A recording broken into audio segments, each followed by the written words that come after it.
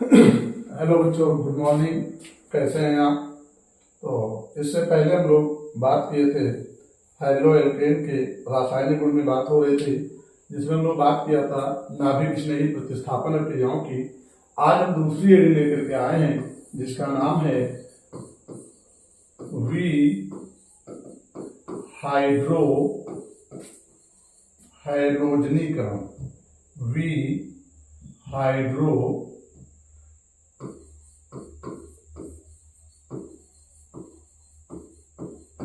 हाइड्रोजनीकरण अभिक्रिया, अथवा करके इसी का दूसरा नाम दिया जाता है, निराकरण अभिक्रिया। क्या नाम दिया जाता है? निराकरण अभिक्रिया। निराकरण अभिक्रिया मीन्स होती है ऐसी अभिक्रिया जिसमें कुछ निकल रहा हो। निराकरण का मतलब होता है निकलना। निराकरण का मतलब क्या होता है? निकलना, अर्थात वह रासायनिक अभिक्रिया जिसमें कुछ निकल रहा हो, ऐसी रासायनिक अभिक्रिया को निराकरण अभिक्रिया कहते हैं। चूंकि हमारे पास क्या निकल रहा है, इस अभिक्रिया से हाइड्रो और हाइड्रोजन, अर्थात वह रासायनिक अभिक्रिया जिसमें हाइड्रोजन और हाइड्रोजन परमाणु निकलता है, इस प्रकार की इस अभिक्रिया को वी हाइड्रो हाइड्रोजनीकरण अभिक्रिया कहा जाता है। तो हम लोग देखेंगे वी हाइड्रो हाइड्रोजनीकरण के सामान्य रिएक्शन की अगर हम बात करें तो हम लोग लिखते हैं कि जब किसी एल्किल हाइलाइट की अभिक्रिया एल्कोहलिक KOH इसके साथ में करवानी है, एल्कोहलिक KOH के साथ में करवाई जाती है, तब एल्कीन का निर्माण होता है और साथ ही साथ में जल निकलता है और पोटेशियम हाइलाइड निकलेगा। हमको क्या बनाना है? एल्किल हाइलाइड से एल्कीन बनाना है, और हम जानते हैं कि एल्कीन के लिए कम से कम 2 कार्बन परमाणुओं का होना अनिवार्य है। अर्थात यहाँ पर जो आप एल्किल हाइलाइड ले रहे हैं, उस एल्किल हाइलाइड में कम से कम 2 कार्बन परमाणुओं का होना अनिवार्य है।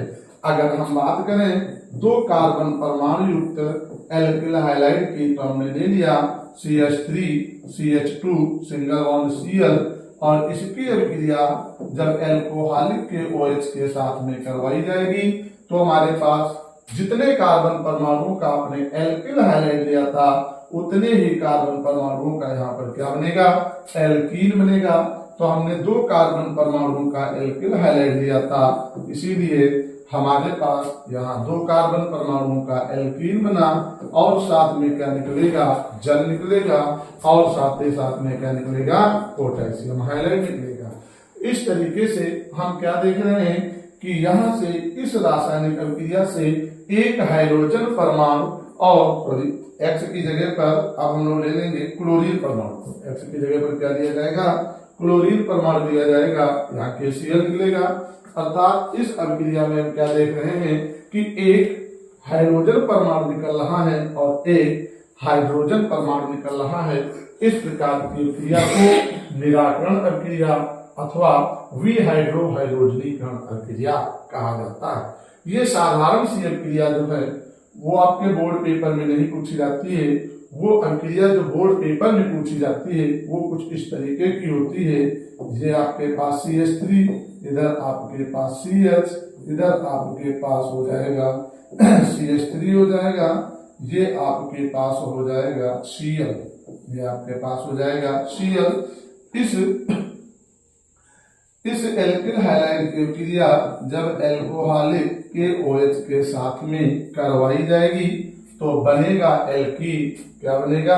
एल्कीन बनेगा, लेकिन उतने ही कार्बन परमाणुओं का एल्कीन बनेगा जितने कार्बन परमाणु का आपने एल्किल हाइलाइड दिया था। तो यहाँ पर आपके पास 2 संभावनाएं बनने की है एल्कीन की। तो ये आपके पास बन जाएगा CH3, ये आपके पास हो जाएगा C, और इधर हो जाएगा आपके पास CH3 और डबल बॉन्ड क्या हो जाएगा? ये हो जाएगा CH2, ये हो जाएगा आपके पास CH2, और साथ ही साथ में आपके पास क्या निकलेगा? साथ ही साथ में जल निकलेगा। जल के साथ ही साथ में पोटेशियम हाइलाइट निकलेगा। ये जल हो गया, ये आपके पास पोटेशियम क्लोराइड हो गया। अगर हम दूसरे एल्किल हैलाइड की बात करें तो ये CH3, इधर आपके पास CH, इधर भी आपके पास हो जाएगा CH3, ये आपके पास हो जाएगा Cl। और इसकी अभिक्रिया जब एल्कोहलिक के OH के साथ में करवाई जाएगी तब आपके पास जो बनेगा वो बनेगा CH3 सिंगल बॉन्ड CH, और ये आपके पास हो जाएगा डबल बॉन्ड CH2, और साथ ही साथ में निकलेगा KCl, और क्या निकलेगा H2O निकलेगा। जब तक आप लोग ये क्वेश्चन को नोट कर लेंगे।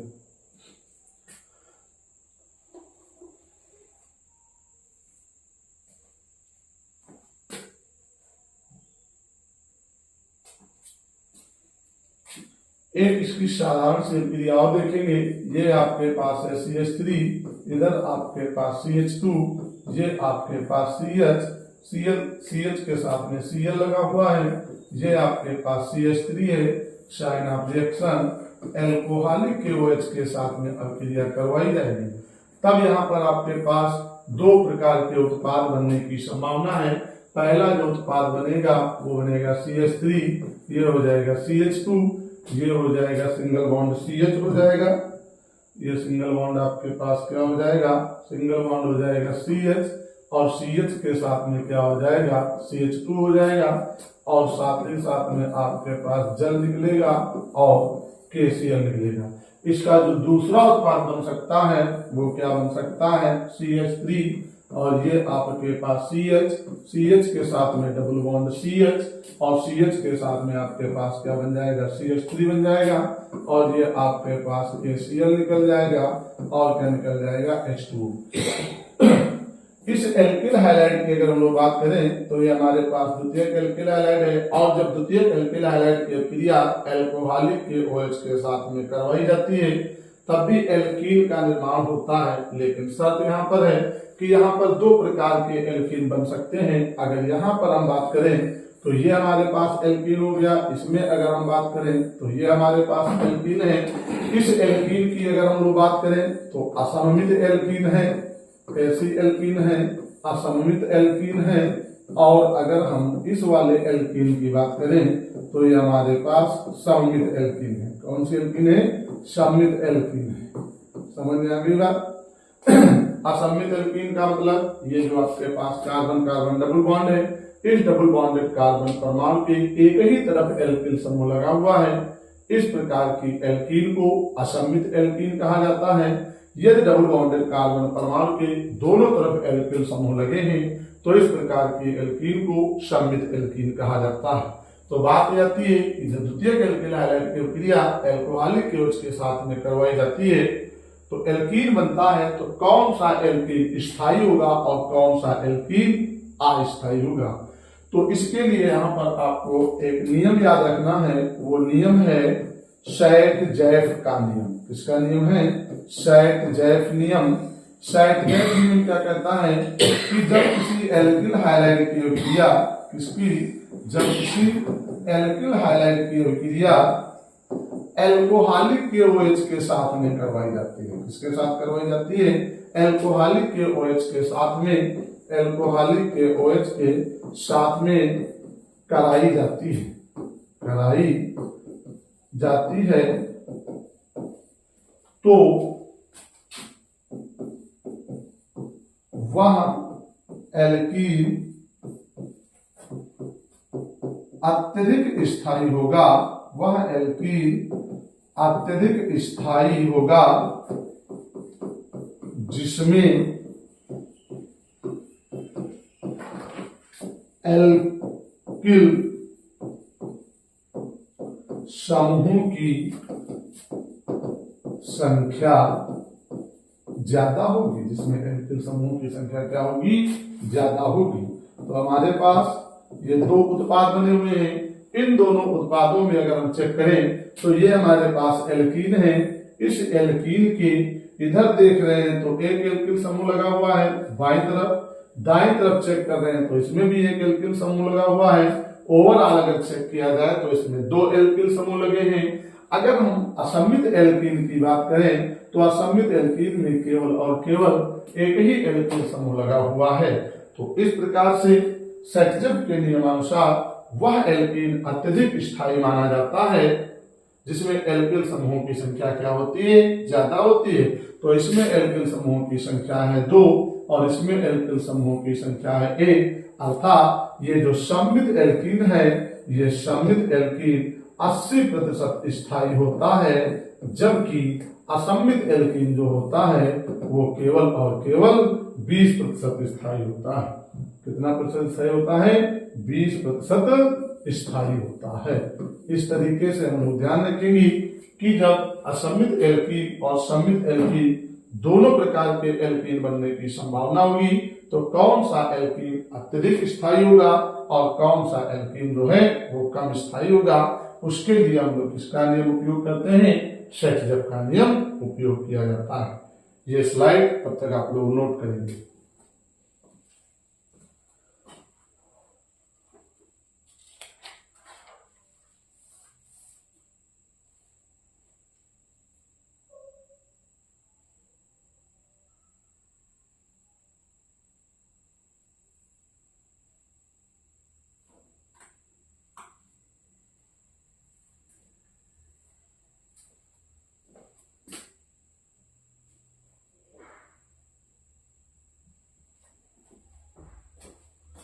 तो पहली हेडिंग हमारी हो गई थी नाभिक स्नेही प्रतिस्थापन क्रिया, दूसरी हेडिंग हमारी हो गई है निराकरण क्रिया, तीसरी हेडिंग अगर हम लोग बात करेंगे तो लिखेंगे धातुओं के साथ क्रिया। किसके साथ क्रिया? धातुओं के साथ अभिक्रिया। धातुओं के साथ अभिक्रिया में हम जो पहली हेडिंग पढ़ने जा रहे हैं वो पढ़ेंगे सोडियम धातु के साथ अभिक्रिया।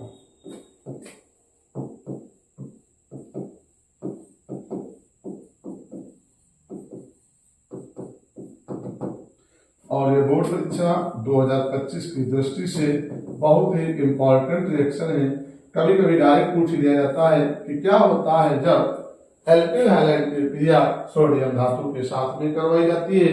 अगर इस तरीके से नहीं पूछा जाता है तो दूसरी तरीके से पूछ लेता है, वो नाम दे करके पूछ लिया जाता है कि वोल्ट अभिक्रिया से आप क्या समझते हैं। क्या नाम होता है? वोल्ट अभिक्रिया। देखेंगे इसकी भाषा में क्या लिखा जाता है। भाषा भी आपको लिखनी रहती है। जब किसी एल्किल हैलाइड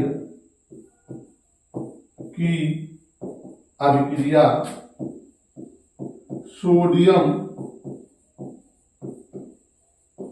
धातु के साथ, सोडियम धातु के साथ शुष्क ईथर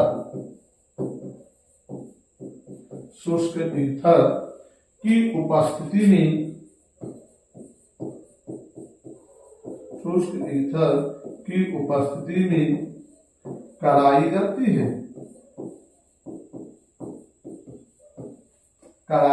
है तो सम कार्बन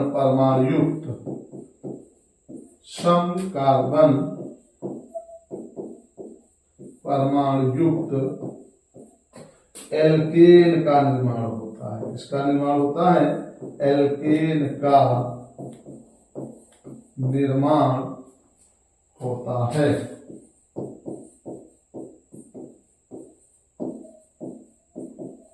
यह अभिक्रिया वोल्टेज अभिक्रिया कहलाती है। यह अभिक्रिया वोल्टेज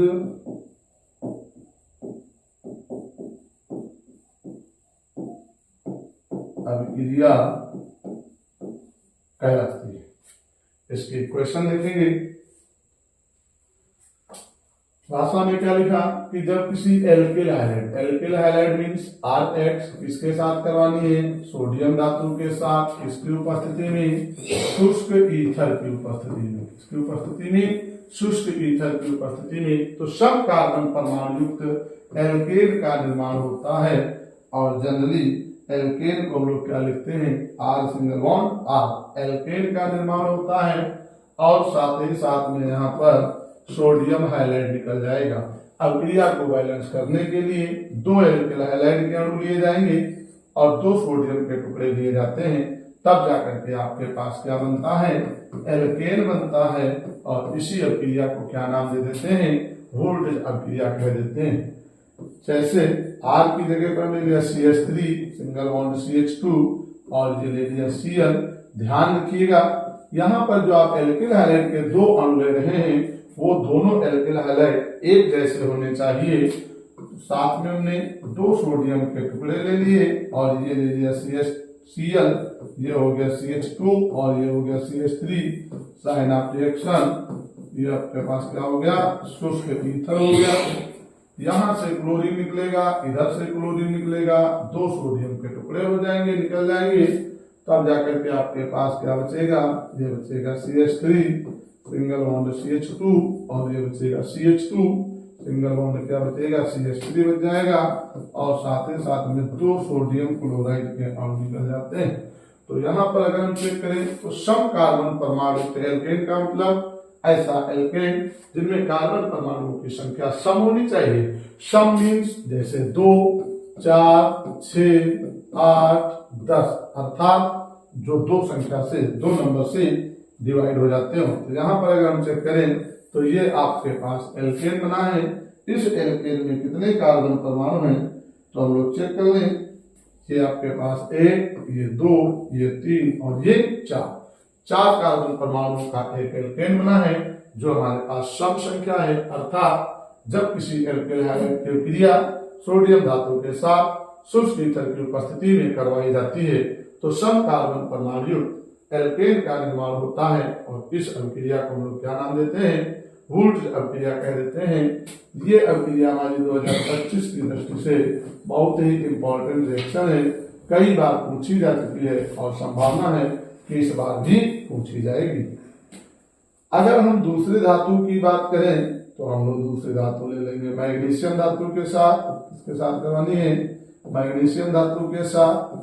और जब एल्किल हाइलाइड की क्रिया मैग्नीशियम धातु के साथ में करवाई जाती है तब एक हमारे पास यौगिक का निर्माण होता है। उस यौगिक अर्थात अभिकर्मक का निर्माण होता है जिसे हम लोग क्या नाम दे देते हैं, ग्रिगनार्ड अभिकर्मक कह देते हैं। क्या कह देते हैं, ग्रिगनार्ड अभिकर्मक कह देते हैं। ग्रिगनार्ड अभिकर्मक को जनरली किससे लिखा जाता है, RMgX से लिखा जाता है। ध्यान रखिएगा जो RMgX हमारे पास होता है वो एल्किल समूह के ऊपर माइनस का आवेश होता है जबकि मैग्नीशियम के ऊपर प्लस का आवेश होता है। तो देखेंगे ये आपके पास एल्किल हाइलाइड है, इसकी अभिक्रिया जब मैग्नीशियम धातु के साथ शुष्क ईथर की उपस्थिति में कराई जाएगी, इसके साथ कराई जाएगी, शुष्क ईथर की उपस्थिति में कराई जाएगी, तब जाकर के हमारे पास क्या बनेगा, ये बनेगा RMgX, जिसमें R के ऊपर हमारे पास R के ऊपर हमारे पास ऋण आवेश होता है, R के ऊपर ऋण आवेश होता है जबकि Mg के ऊपर धन आवेश होता है। और एक बात ध्यान रखेंगे, बहुत ही इंपॉर्टेंट बात है कि ये जो आपके पास RMgX है अर्थात ये आपके पास जो ग्रिगनार्ड अभिकर्मक है, कौन सा अभिकर्मक किसको बोलते हैं, ग्रिगनार्ड अभिकर्मक है। ये ग्रिगनार्ड अभिकर्मक आपका नाभिक स्नेही, हम लोग इससे पहले बात कर चुके हैं, नाभिक स्नेही व इलेक्ट्रॉन स्नेही, नाभिक स्नेही व इलेक्ट्रॉन स्नेही दोनों की भांति कार्य करता है। दोनों की भांति कार्य करता है। किस प्रकार से दोनों की भांति कार्य करता है, RMgX में R के ऊपर ऋण आवेश, मैग्नीशियम के ऊपर धन आवेश। R के ऊपर ऋण आवेश है अर्थात या नाभिक स्नेही की भांति कार्य करेगा क्योंकि इसके पास ऋण आवेश है और हम जानते हैं जो ऋण आवेश वाले होते हैं वो नाभिक स्नेही कहलाते हैं। जबकि MgX के ऊपर धन आवेश है वो हमारे पास किसकी भांति कार्य करेगा, इलेक्ट्रॉन स्नेही की, अर्थात इलेक्ट्रॉन के चाहने की क्षमता रखता है। इस प्रकार से अगर हम लोग बात करें तो ग्रिगनार्ड अभिकर्मक हमारे पास नाभिक स्नेही और साथ ही साथ में इलेक्ट्रॉन स्नेही दोनों की भांति कार्य करता है। ग्रिग्नार्ड अभिकर्मक की अगर भाषा में लिखना चाहें तो भाषा में क्या लिखा जाता है, जब एल्किल हाइलाइड की अभिक्रिया, जब एल्किल हाइलाइड की अभिक्रिया मैग्नीशियम धातु के साथ, ध्यान रखिएगा मैग्नीशियम धातु के साथ करानी है, मैग्नीशियम धातु के साथ शुष्क ईथर, मैग्नीशियम धातु के साथ शुष्क ईथर की उपस्थिति में,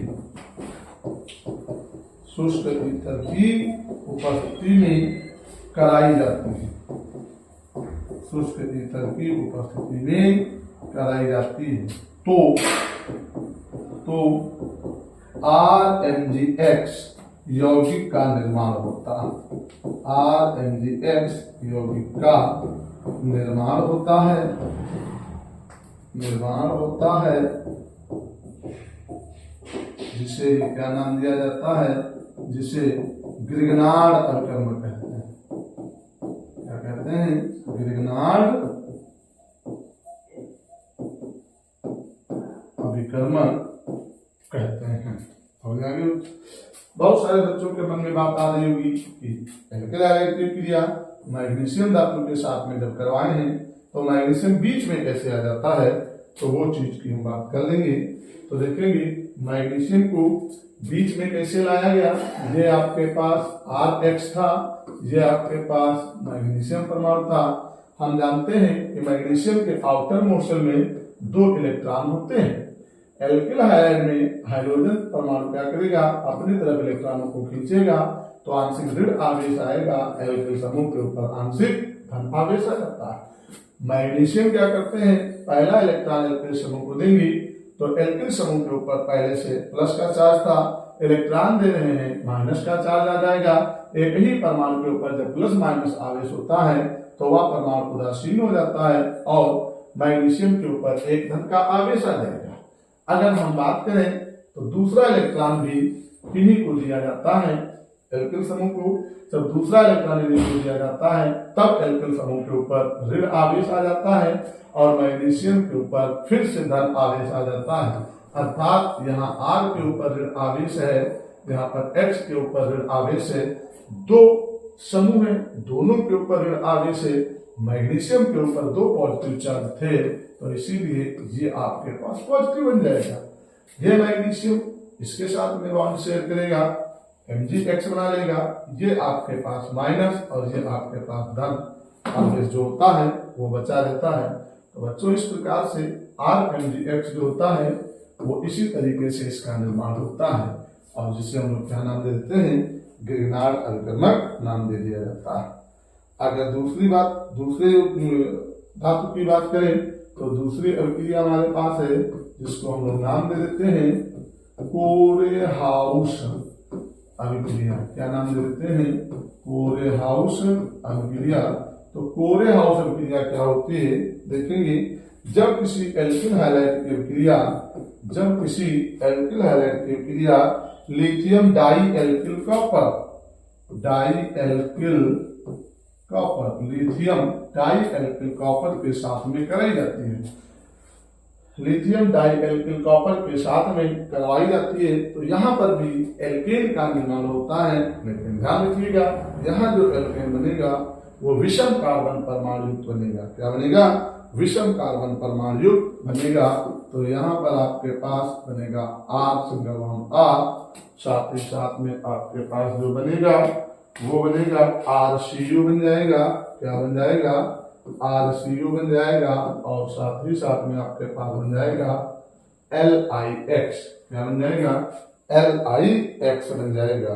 लेकिन ध्यान रखिएगा यहाँ पर जो आपके पास ये एल्केन बनेगा वो विषम कार्बन परमाणु युक्त होगा। कैसा होगा, विषम कार्बन परमाणु। कैसा होगा, विषम कार्बन परमाणु युक्त एल्केन होगा। समझ में आ गई बच्चों बात। तो हम लोग धातुओं के साथ में क्रिया में पढ़े, सोडियम धातु के साथ क्रिया जिसको हम लोग नाम दे दिए थे, क्या नाम दे दिए थे, उसको नाम दिए थे वोल्ट क्रिया। दूसरी क्रिया जो हम लोगों ने पढ़ी वो पढ़ी मैग्नीशियम धातु के साथ, उसे हम लोग क्या नाम दे दिए, विरिग्नार्ड अपेंगल नाम दे दिए। तीसरी क्रिया हम लोग पढ़े कोरे हाउस क्रिया, और कोरे हाउस क्रिया में ध्यान देना चाहिए कि हमारे पास जो एल्केन प्राप्त होता है वो विषम कार्बन परमाणु युक्त होता है। ये आपने सामान्य क्रिया लिखी थी। अब अगर हम बात करें, ये आपके पास CH3 है, ये X की जगह पर आप Cl ले लीजिएगा, X की जगह पर क्या लेना है, Cl लेना है। और ये वाला एल्किल समूह आपका भिन्न होना चाहिए, जैसे हमने दे दिया C2H5 का होल ट्वाइस CuLi, C2H5 का होल ट्वाइस CuLi। और आपके पास शुष्क ईथर होना चाहिए, क्या होना चाहिए, शुष्क ईथर होना चाहिए। तब आपके पास जो बनेगा वो बनेगा CH3, ये बन जाएगा CH2, इधर हो जाएगा CH3, और साथ ही साथ में आपके पास जो बनेगा वो बन जाएगा क्या, CH2 CH3 single bond CH2 के साथ में Cu हो जाएगा, और साथ ही साथ में आपके पास क्या बन जाएगा, LiCl बन जाएगा। तो ये आपके पास एल्केन बनी, क्या बनी आपके पास, एल्केन बनी। इस एल्केन में अगर हम बात करें कार्बन परमाणु की तो 1, ये 2 और ये 3, ओवरऑल 3 कार्बन परमाणु हैं, अर्थात ये हमारे पास असममित, या हम कह सकते हैं ये हमारे पास विषम कार्बन परमाणु युक्त एल्केन का निर्माण होता है। इसी के साथ आपको ध्यान रखिएगा, दीपावली के तुरंत बाद हम लोग लेकर के आ रहे हैं अनसॉल्व पेपर। क्या लेकर के आ रहे हैं, अनसॉल्व पेपर लेकर के आ रहे हैं, जो हमारे पास होगा 5 नवंबर से प्रारंभ होगा। क्या 5 नवंबर से हम लोग स्टार्ट करने जा रहे हैं, क्या स्टार्ट करने जा रहे हैं, अनसॉल्व पेपर स्टार्ट करने जा रहे हैं, जो आपकी सुबह सुबह लाइव क्लास होगी, जो आपकी सुबह सुबह लाइव क्लास चलेगी। उस लाइव क्लास में आप जुड़ना ना भूलें। अगर आपको किसी भी प्रकार की कोई समस्या हो रही हो तो उसको हमारे दिए गए नंबर पर आप संपर्क कीजिए, उस समस्या का समाधान किया जाएगा। अगर आपको हस्तलिखित नोट्स चाहिए तो वो भी आपको फ्री ऑफ कास्ट, हस्तलिखित नोट्स चाहिए वो भी आपको फ्री ऑफ कास्ट बिना किसी लागत के प्रोवाइड किए जाएंगे। जय हिंद, जय भारत।